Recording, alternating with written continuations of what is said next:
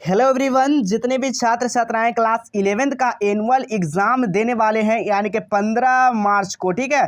15 मार्च को आप लोगों का हिंदी का एग्जाम होने वाला है। तो जितने भी छात्र छात्राएं हिंदी का परीक्षा देने वाले हैं तो आप लोग एक एक क्वेश्चन को याद कर लीजिए प्यारे बच्चों, क्योंकि 100% ये वायरल प्रश्न पत्र है। इससे बाहर क्वेश्चन आपका नहीं पूछा जाएगा जी, ठीक है। जो कि 100 मार्क्स का आपका एग्जाम होने वाला है, जिसमें से 3 घंटा 15 मिनट आपका समय रहेगा और यहाँ पर 100 ऑब्जेक्टिव में से आपका 50 ऑब्जेक्टिव का जवाब देना होगा, ठीक है। तो आइए चलिए हम लोग इसका एक एक क्वेश्चन करेंगे प्यारे बच्चों, जो सीधा आपका परीक्षा हॉल में देखने को मिलेगा। तो देखिएगा पहला क्वेश्चन आपसे क्या पूछा जा रहा है, देखिएगा जी।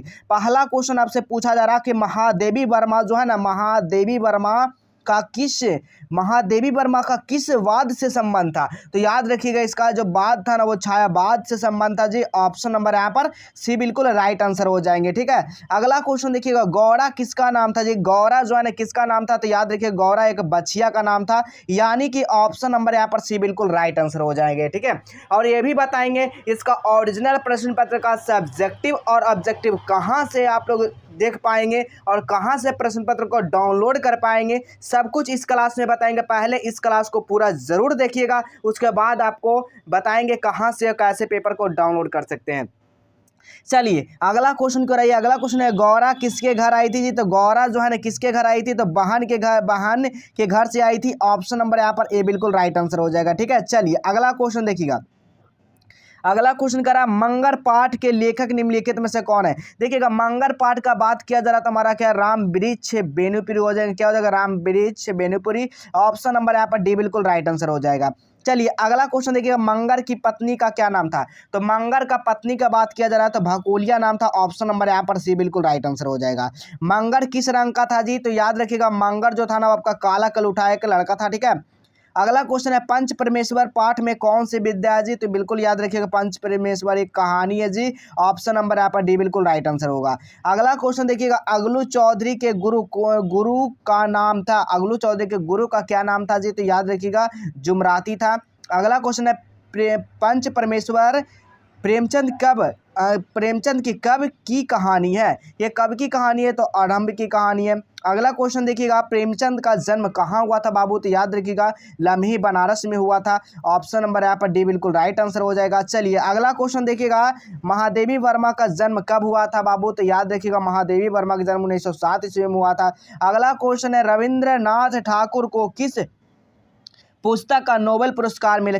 यानी कि पुरस्कार का, ठीक है, यानी कि पुस्तक का यहाँ पर पुस्तक का लिखा गया, लेकिन यहाँ पर हो जाना पुस्तक का पुरस्कार यहाँ पर होना चाहिए, ठीक है। यहाँ पर पुरस्कार नोबेल जो ना पुरस्कार मिला था। तो याद रखिएगा इसका राइट आंसर क्या हो जाएगा, तो ऑप्शन नंबर गीतांजलि का। अगला क्वेश्चन देख लीजिएगा, रविंद्रनाथ ठाकुर ने किस विश्वविद्यालय की स्थापना किया था बाबू। तो याद रखिएगा इसका करेक्ट जो आंसर होगा शांति निकेतन का। अगला क्वेश्चन देखिएगा, यानी कि कविवर रविंद्रनाथ ठाकुर निबंध के लेखक कौन है। तो 14 का जो राइट आंसर होगा वह हजारी प्रसाद द्विवेदी हो जाएगा। ऑप्शन नंबर यहाँ पर बी बिल्कुल राइट आंसर होगा। चलिए अगला क्वेश्चन देखिएगा। अगला क्वेश्चन आपसे पूछा जा रहा है, हरिवंश परसाई का किस राज्य से संबंध था। तो 15 का जो राइट आंसर होगा वो मध्य प्रदेश से था। अगला क्वेश्चन है, बैरम खां किनके पिता था। बैरम खां जो है ना वो रहीम के पिता हो जाएगा प्यारे बच्चों। अगला क्वेश्चन है, रहीम का जन्म किस वर्ष हुआ था। तो रहीम का जन्म 1556 ईस्वी में हुआ था। अगला क्वेश्चन है, जीवन संदेश कविता के कवि कौन है। तो 18 का राइट आंसर हो जाएगा राम नरेश त्रिपाठी। अगला क्वेश्चन है, हिमालय का संदेश कविता के लेखक कौन है। तो 19 का जो राइट आंसर होगा रामधारी सिद्धिन का हो जाएगा बाबू। ऑप्शन नंबर यहाँ पर भी बिल्कुल राइट आंसर हो जाएगा। चलिए अगला क्वेश्चन देखिए, सुमित्रानंद पंत का जन्म कहाँ हुआ था जी। सुमित्रानंद पंत का जन्म कसौनी में हुआ था। अगला क्वेश्चन है, सुमित्रानंद पंत किस वाद के कवि हैं। तो ये कौन सा वाद के कवि हैं बाबू। तो याद रखिएगा छायावाद के कवि हैं, ठीक है। अब चलिए आपको ये भी बताते हैं कि इसका सब्जेक्टिव और ऑब्जेक्टिव कहाँ से आप लोग डाउनलोड कर पाएंगे, ठीक है। कहाँ से आप लोग इसको डाउनलोड कर पाएंगे, बिल्कुल 100% सही प्रश्न पत्र और उत्तर के साथ कहाँ से देख पाएंगे, ठीक है। तो सबसे पहले आपको क्या काम करना है, अपने फ़ोन में गूगल ब्राउज़र को आपको ओपन करना होगा, ठीक है। जैसे ही ओपन करते हैं तो इस तरह का आपका गूगल ओपन हो जाएगा। अब यहाँ पर देखिए आपको सर्च करने का कहा रहा था, यहीं पर आपको क्या लिखना है, जस्टेबल एजुकेशन लिख देना है। क्या लिखना है, जैसे ही जस्टेबल एजुकेशन लिखते हैं तो आपको पहला लिंक पर आपको यहाँ पर नहीं क्लिक करना, आपको नीचे आ जाना हो, ठीक है। जैसे ही आप लोग नीचे आते हैं तो इस तरह का आपको यहाँ पर देखने को मिलेगा, ठीक है, इंटरफेस, जो कि इसमें डीपी वगैरह भी लगा रहेगा, यानी कि इसमें पिक्चर भी आपको यहाँ पर शो कर रहा होगा, ठीक है। तो इसी वाले लिंक पे आपको क्या करना है, यहाँ पर आपको क्लिक करना होगा, ठीक है। जैसे ही आप लोग यहाँ पर क्लिक करते हैं उसके बाद आपको नीचे आ जाना है। अब नीचे जैसे ही आते हैं तो यहाँ पर देखिए क्लास 11 का एक सेक्शन यहाँ पर दिखेगा। कहाँ पे दिख रहा है प्यारे बच्चों, यहाँ पर देख सकते हैं क्लास 11, ठीक है। यहाँ पर देख सकते हैं क्लास 11 और 12, इस पर आप लोगों को क्या करना है, क्लिक करना है, या फिर आप लोग इस पर भी आप लोग क्लिक कर सकते हैं, यहाँ पर भी आप लोग क्लिक कर सकते हैं, ठीक है। कहीं पे भी क्लिक करिए आपको दिख जाएगा। तो चलिए क्लास 11 12 पे क्लिक करते हैं। जैसे ही क्लिक करते हैं तो आपको इस तरह का इंटरफेस देखने को मिलेगा। अब यहाँ पर देखिए Bihar board class 11th annual exam all question paper download, तो इसी वाला लिंक पर आपको क्या करना है सर, क्लिक कर देना है। जैसे ही आप लोग क्लिक करिएगा ना तो इस तरह का इंटरफेस देखने को मिल जाएगा। देख सकते हैं कक्षा 11 वार्षिक परीक्षा 100% ओरिजिनल सभी सब्जेक्ट यानी ऑल सब्जेक्ट डाउनलोड, ऑब्जेक्टिव और सब्जेक्टिव दोनों पेपर को यहाँ पर डाउनलोड कर सकते हैं दोनों तरह से। चलिए इसको नीचे आ जाना, नीचे आने के पहले आपको ये सब सारा चीज़ को आपको पढ़ लेना है प्यारे बच्चों, अच्छे तरीके से आप लोग पढ़ लेना। सब कुछ यहाँ पर बताया गया कि आपका एग्जाम कब होगा, कौन सा सब्जेक्ट का होगा, सब कुछ इसमें बताया गया। तो आप लोग इस चीज़ को पूरा पढ़ लीजिएगा। पढ़ने के बाद जैसे आप लोग पूरा पढ़ते हैं तो आपको नीचे आ जाना है। अब नीचे आने के बाद देखिए क्लास 11th साइंस स्ट्रीम के लिए ऑल सब्जेक्ट क्वेश्चन पेपर, तो यहाँ पर बहुत सारे बच्चे घबरा जाते हैं क्या साइंस का ही मिलेगा या फिर ऑल सभी स्ट्रीम का मिलेगा। तो साइंस आर्ट्स कॉमर्स तीनों स्ट्रीम का आपका यहाँ पर हम बताने वाले हैं, ठीक है। तो चलिए आपको नीचे आ जाना। तो देखिए भौतिक का पेपर है तो भौतिक वाला पे क्लिक करिएगा, रसायन है तो रसायन पे क्लिक करिएगा, बायोलॉजी है तो बायोलॉजी पे क्लिक करिएगा, हिंदी है तो हिंदी पे क्लिक करिएगा, ठीक है। आपको गणित है तो गणित पे क्लिक करिएगा। यहाँ पर बाबू बहुत सारे ऐसा कमेंट करते हैं फालतू, जो है ना, ऐसा कमेंट नहीं करिएगा, क्योंकि आप लोग वायरल क्वेश्चन पेपर किस लिए आप लोग देखने आए, ताकि आपको तैयारी अच्छे से नहीं होगा तभी तो आप देखने आए हैं प्यारे बच्चों। तो आप लोग नहीं तैयारी है तो जो भी क्वेश्चन बताया जा रहा है उसको पढ़ लीजिए। पढ़ने में क्या जाता है, आपका एग्जाम से रिलेटेड और आपका बुक से ही तो क्वेश्चन पूछा यहाँ पर डाला गया है, ठीक है। तो इसमें क्या बड़ी बात है कि यहाँ पर गलत क्वेश्चन है या फिर बाहर क्वेश्चन या फेक क्वेश्चन, उससे आपको मतलब नहीं रखता है प्यारे बच्चों। जो क्वेश्चन आप लोग नहीं जानते उसको बस याद कर लीजिए, सारा क्वेश्चन यहाँ पर दिया गया है, ठीक है। तो जो भी सब्जेक्ट डाउनलोड करना चाहते हैं बस डाउनलोड बटन पे क्लिक करना है, ठीक है। अब आपको नीचे आ जाना बाबू। अब यहाँ पर देखिए आपको सोशल मीडिया का लिंक दिया गया लेटेस्ट अपडेट के लिए, कि सबसे पहले आपको जो भी एग्जाम से रिलेटेड कुछ भी इंफॉर्मेशन आएगा सबसे पहले बताया जाएगा। तो आपको टेलीग्राम को ज्वाइन कर लेना, और व्हाट्सएप चैनल को, और लेटेस्ट अपडेट को भी आपको सेव करके रख लेना है, ताकि आपको यहाँ पर बार बार आपको देखने को मिल सके, ठीक है। चलिए अब आपको नीचे आ जाना। जैसे आप लोग नीचे आते हैं तो जिनका भाई बहन आर्ट्स स्ट्रीम से है तो आर्ट्स स्ट्रीम के लिए भी आपको यहाँ पर बताया गया, ठीक है। तो देखिए आर्ट्स स्ट्रीम में क्या है, तो पहला पॉलिटिकल साइंस है तो डाउनलोड बटन पे क्लिक करिएगा, ज्योग्राफी है डाउनलोड बटन पे क्लिक करेंगे, इंग्लिश का पेपर है तो इंग्लिश वाला पे क्लिक, हिंदी है तो इंग्लिश, फिलोसफी तो फिलोसफी, ठीक है। साइकोलॉजी है तो साइकोलॉजी पे क्लिक करेंगे, हिस्ट्री है तो हिस्ट्री पे क्लिक करेंगे, ठीक है। यहाँ पर साइकोलॉजी यहाँ पर नहीं है, यहाँ पर आपको साइकोलॉजी यहाँ पर लिखा गया, ठीक है। ये आपका साइकोलॉजी नहीं, ये आपको यहाँ पर कट कर देना है, ठीक है।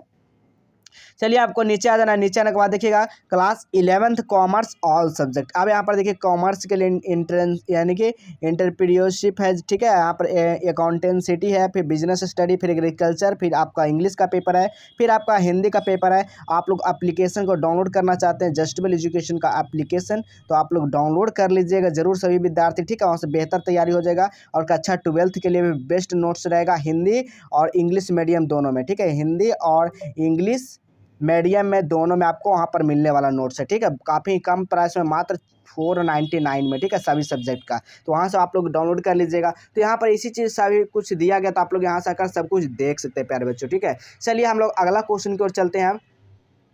अगला क्वेश्चन देखिए क्या कहा जा रहा है, हम लोग 22 नंबर क्वेश्चन की ओर आते हैं। तो 22 नंबर क्वेश्चन कहा जा रहा है, रामधारी सिंह दिनकर का निम्नलिखित में से किस राज्य से संबंध है। तो रामधारी सिंह दिनकर जो है ना वो किस राज्य से संबंध है बाबू, तो आपको याद रखना है 22 का जो राइट आंसर होगा बिहार हो जाएगा। अगला देखिएगा कुरुक्षेत्र पुस्तक के लेखक कौन है, तो कुरुक्षेत्र पुस्तक का लेखक जो है ना आपको याद रखिएगा रामधारी सिंह क्या है बाबू, दिनकर हो जाएगा, ठीक है। चलिए अगला क्वेश्चन आप लोग देख लीजिएगा। अगला क्वेश्चन क्या कहा जा रहा है जी, अगला क्वेश्चन आपसे पूछा जा रहा है कि जीवन को यानी कि निर्झर किसने कहा? जीवन को निर्झर जो है ना बाबू किसने कहा था? तो आप लोग याद कर लीजिए, जीवन को निर्झर जो है ना वो आपको किसको कहा था जी? तो 24 का जो राइट आंसर होगा क्या हो जाएगा? तो आरसी प्रसाद को। अगला क्वेश्चन देखिएगा, आरसी प्रसाद सिंह का जन्म निम्नलिखित में से किस जिले में हुआ था? तो 25 का जो राइट आंसर हो जाएगा वो दरभंगा जिला में हुआ था। ठीक है, चलिए अगला क्वेश्चन देखिएगा, सुंदर का ध्यान कहीं सुंदर क्या हो जाएगा? तो 26 का राइट आंसर हो जाएगा एक कविता। अगला क्वेश्चन देखिएगा, चौराहा शब्द में कौन सा समास हो जाएगा? चौराहा शब्द में जो आपका समास होगा वह द्विगु समास हो जाएगा। अगला क्वेश्चन है, माता पिता किस समास का उदाहरण है बाबू? तो याद रखिएगा द्वंद्व का समास का है। ठीक है, अगला क्वेश्चन, निम्नलिखित में से कौन सा शब्द शुद्ध है? तो शुद्ध का बात किया जा रहा था हमारा श्रीमती, बिल्कुल सही तरीका से लिखा गया है। अगला क्वेश्चन है, वीर शब्द का विलोम क्या होगा? जैसे वीर का जो हो जाएगा कायर हो जाएगा। ठीक है, इसी तरह अगला क्वेश्चन देखिएगा, 31 नंबर क्वेश्चन क्या कर रहा है? विद्यालय का सही संधि विच्छेद क्या हो जाएगा? विद्यालय का सही संधि विच्छेद आपसे पूछा जाएगा तो विद्या जोड़ाले हो जाएगा। गणेश का सही संधि विच्छेद क्या हो जाएगा बाबू? तो गण जोड़ीस हो जाएगा। अगला क्वेश्चन देखिएगा, जन्य शब्द का सही अर्थ क्या हो जाएगा? जन्य शब्द का सही अर्थ जो हो जाएगा ना वो जन्म देने वाली हो जाएगा। सड़क शब्द क्या है बाबू? तो सड़क याद रखिएगा, सड़क जो है ना एक स्त्रीलिंग रूप है। इसी तरह अगला क्वेश्चन हम लोग देखेंगे, नाक शब्द कौन सा है बाबू? तो याद रखिएगा नाक जो है ना कौन सा शब्द है? तो 35 का जो भी आंसर दिए हैं ऑप्शन नंबर ए स्त्रीलिंग बिल्कुल सही है। अगला क्वेश्चन देखिएगा, निम्नलिखित में से कौन सा शब्द शुद्ध है? इसमें से शुद्ध वाक्य आपको चुनना है, तो इसमें से शुद्ध कौन है? वाल्मीकि, बिल्कुल सही तरीका से लिखा गया है। अगला क्वेश्चन है, हिमालय का संधि विच्छेद क्या हो जाएगा जी? हिमालय का संधि विच्छेद पूछा जाएगा तो हिम जोड़ आले हो जाएगा। जाति शब्द का विशेषण रूप क्या होगा? तो जाति शब्द का विशेषण जो हो जाएगा वह जातीय हो जाएगा। आकाश शब्द का सही विशेषण क्या हो जाएगा? तो आकाशीय हो जाएगा। 39 का ऑप्शन नंबर क्या होगा? बी बिल्कुल राइट आंसर हो जाएगा। चलिए 40 नंबर क्वेश्चन देखिएगा, सजीव शब्द का विलोम क्या हो जाएगा? तो सजीव शब्द का विलोम हो जाएगा निर्जीव हो जाएगा। अगला क्वेश्चन है, अग्रज शब्द का विलोम क्या होगा जी? तो अग्रज शब्द का जो विलोम हो जाएगा ना वो क्या हो जाएगा? तो अनुज हो जाएगा। अगला क्वेश्चन देखिएगा, लूट शब्द का विशेषण क्या होगा बाबू? तो लूट शब्द का जो विशेषण होगा वो लुटेरा हो जाएगा। निशाचर का सही अर्थ क्या होता है? रात में चरने वाला या रात में टहलने वाला क्या हो जाएगा बताइए? तो रात में चलने वाला ही हो जाएगा। ठीक है, अगला क्वेश्चन है देखिएगा, शीर्षक का अर्थ क्या होता है बाबू? शीर्षक का अर्थ जो होता है ना वो आपका क्या होता है? तो ऊपर दिया जाने वाला नाम। ठीक है, अगला क्वेश्चन, क्रिया के कितने भेद होते हैं बाबू? तो क्रिया के सकर्मक और अकर्मक क्रिया यानी कि 2 भेद होते हैं। ठीक है, कितने होते हैं? तो 2 भेद होते हैं। अगला क्वेश्चन, काल के कितने भेद होते हैं? तो 3 भेद, वर्तमान, भूत, भविष्य। ठीक है, अगला क्वेश्चन देखिएगा, घी से दिए जलाने मुहावरे का अर्थ क्या होना? घी से देखते हैं दिए जलाने यानी कि काफी शुभ यानी कि खुशी मनाना। ऑप्शन नंबर यहाँ पर सी बिल्कुल राइट आंसर हो जाएगा। 9 2 11 होना मुहावरे का अर्थ क्या होता है? तो बिल्कुल भाग जाना, 9 2 11 होना। अगला क्वेश्चन, चंद्रमा शब्द का पर्यायवाची निम्न में से कौन सा होगा? तो चंद्रमा शब्द का पर्यायवाची जो होगा ना वो आपका शशि हो जाएगा। अगला क्वेश्चन, सरस्वती शब्द का पर्यायवाची क्या होगा? तो वाणी हो जाएगा, हंस वाणी हो जाएगा। इसमें क्या सरस्वती का पर्यायवाची शब्द है? ऑप्शन नंबर यहाँ पर सी बिल्कुल राइट आंसर हो जाएगा। ठीक है, तो देखिए सभी क्वेश्चन को पेपर को डाउनलोड करने के लिए आपको क्या करना पड़ेगा? आपको जस्टेबल एजुकेशन वेबसाइट पे विजिट करना होगा। ठीक है, जस्टेबल एजुकेशन आपको वेबसाइट पर आपको वहाँ पर जाकर विजिट करना है और वहाँ से क्लास 11th पे जाकर आप लोग सारा पेपर को डाउनलोड कर सकते हैं। ठीक है, तो चलिए हम लोग मिलेंगे इसी तरह अगले नए नेक्स्ट क्लास में।